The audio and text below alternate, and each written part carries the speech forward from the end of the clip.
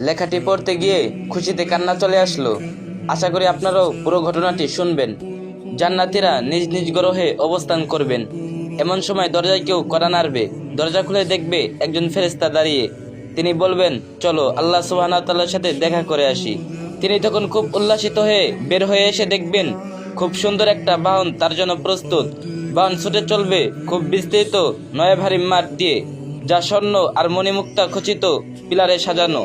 জান্নাতীরা খুব পরিতৃপ্তি নিয়ে ছুটবে। এমন সময় আলো দেখবে, আলোর পর আলো, তারপর আরো আলো। জান্নাতীরা তখন উল্লাসিত হয়ে ফেরেশতাদের জিজ্ঞেস করবেন, আমরা কি আল্লাহকে দেখেছি, না আমরা সে পথে ছুটছি? ফেরেশতা বলবেন, হঠাৎ জান্নাতীরা শুনবেন গায়েবী আওয়াজ, আসসালামু আলাইকুম ইয়া আহলাল জান্নাহ।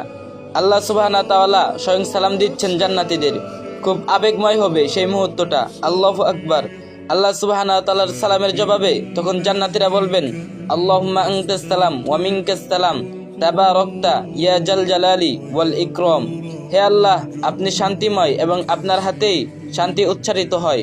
আপনি বরকতময়, হে মহান ও সম্মানের অধিকারী। তখন আল্লাহ সুবহানাহু ওয়া তাআলা জিজ্ঞেস করবেন, তোমরা কি খুশি, তোমরা কি সন্তুষ্ট? আল্লাহ জান্নাতের আগুন থেকে বাঁচিয়ে আমাদের আপনি জান্নাত দিয়েছেন, আমরা অসন্তুষ্ট হই কি করে? জান্নাতীরা জবাব দিবেন, আল্লাহ সুবহানাহু ওয়া তাআলা তখন জিজ্ঞেস করবেন, তোমাদের আর কি চাই? তখন জান্নাতীরা আলহামদুলিল্লাহ বলবেন, আর কিছু চাই না।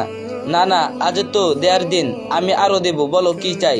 তখন জান্নাতীরা আলহামদুলিল্লাহ সমস্বরে বলে উঠবেন, ও আল্লাহ, আমরা আপনাকে দেখতে চাই, আপনাকে দেখিনি কখনো, আপনাকে আমরা ভালোবাসি। আল্লাহ সুবহানাহু ওয়া তাআলা তখন পর্দা সরিয়ে দেবেন। সৃষ্টি এবং স্রষ্টা মুখোমুখি।